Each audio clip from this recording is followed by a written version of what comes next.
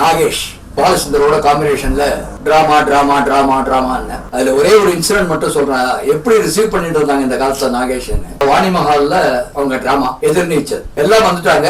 6:30 மணிக்கு டிராமா போட்டிருக்கு. 6:45 ஆச்சு, 7 ஆச்சு, 7:30 ஆச்சு. நாகேஷ் வரல. பாலச்சந்தர் எப்பவுமே அங்க வந்துருவார். ஒரு மைக் எடுத்து ஆடியன்ஸ்ட இது மாதிரி எம்ஜிஆர் படத்துல நாகேஷ் ஷூட்டிங்ல மாட்டிக்கிட்டார். அநேகமா ஒரு இடத்துக்கு 8 மணி ஆனாலும் ஆயிடும். அதனால 2 சாய்ஸ் கொடுக்குறேன் உங்களுக்கு. ஒண்ணு, அவருக்கு பதிலா சப்ஸ்டியூட் தெரிஞ்சவங்க இருக்காங்க, எங்க ட்ரூப்ல ரெடி பண்ணி வச்சிருக்கேன், ஆக்ட் பண்ண சொல்றேன்.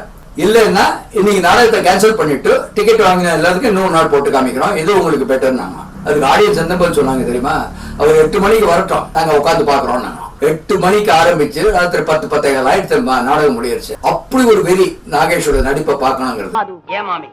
ஸ்டேஷன் மாஸ்டர்னு சொன்னா பத்தாதா? அதுக்காக சினிமாவை சொல்லித்தான் சொல்லணுமா? நேக்கு தோணித்து சொன்னேன். போகட்டும். பிளேடு வாங்கிட்டு வந்திருக்கியா? மாமி அவருக்குடா.